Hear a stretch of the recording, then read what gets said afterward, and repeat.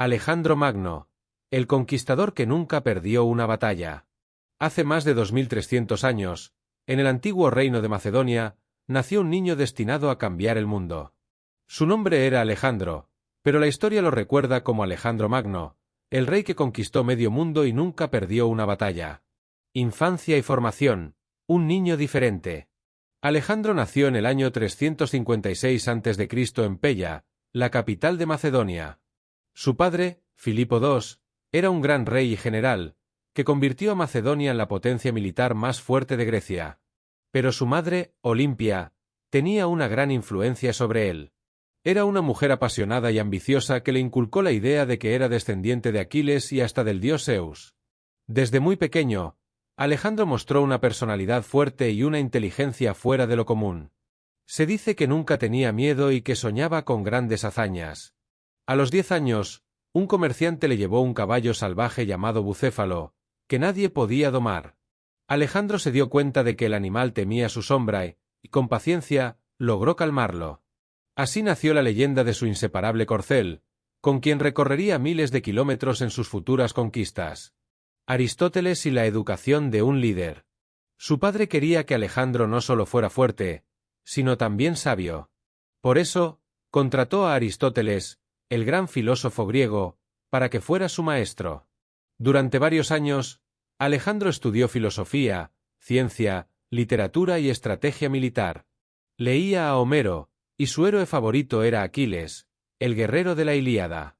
Soñaba con ser como él, invencible y eterno. Aristóteles también le enseñó el valor de la cultura y la política. Gracias a estas enseñanzas, cuando Alejandro comenzó a conquistar el mundo, no solo destruyó reinos, sino que también mezcló culturas y difundió el conocimiento griego. El joven rey de Macedonia. Cuando tenía 20 años, ocurrió un evento trágico. Su padre, Filipo II, fue asesinado. Alejandro fue proclamado rey, pero no todos lo aceptaban. Varios pueblos griegos pensaron que podrían rebelarse contra él. Pero Alejandro actuó rápido, marchó sobre Tebas y, tras una dura batalla, destruyó la ciudad casi por completo. Con esto, envió un mensaje claro: nadie podía desafiarlo. Después, dirigió su mirada al imperio persa, el imperio más poderoso del mundo. Su sueño era derrotarlo y expandir el dominio macedonio más allá de lo imaginado. La conquista del imperio persa. En 334 a.C., con un ejército de unos 40.000 soldados, Alejandro cruzó el estrecho de los Dardanelos y entró en Asia Menor, territorio persa. Su primera gran batalla fue en el río Gránico, donde demostró su genialidad militar y su valentía, cargando al frente de sus tropas. Fue una victoria aplastante y el inicio de su increíble campaña.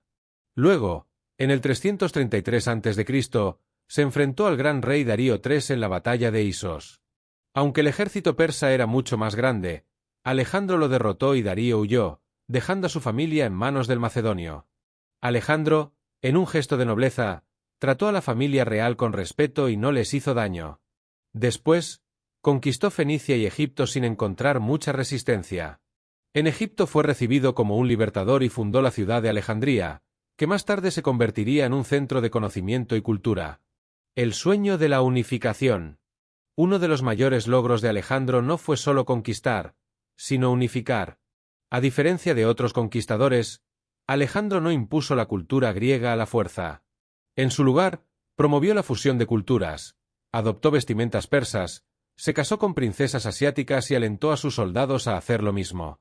Fundó más de 70 ciudades, muchas con su nombre, donde estableció bibliotecas, templos y mercados. Su visión era un mundo donde Oriente y Occidente coexistieran como una gran civilización. Sin embargo, muchos de sus generales macedonios no estaban de acuerdo con estas ideas y querían mantener su superioridad sobre los pueblos conquistados, lo que causó tensiones dentro de su ejército. La batalla definitiva, Gaugamela.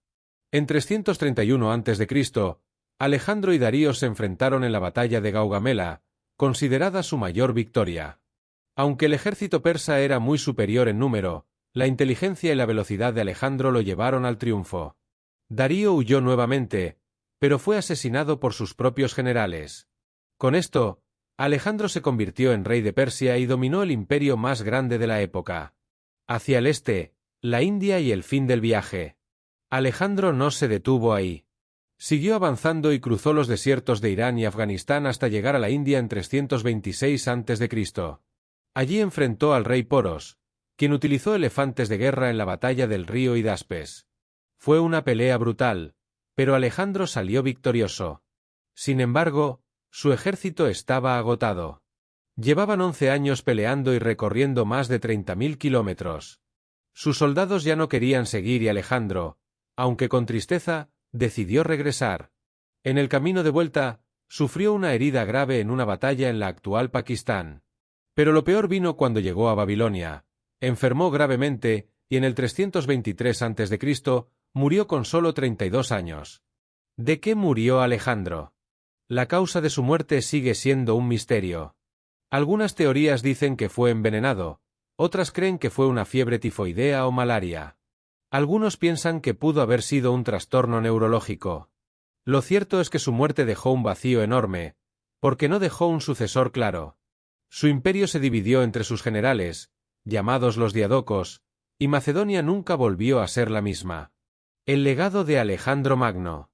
A pesar de su muerte prematura, su impacto en la historia fue enorme.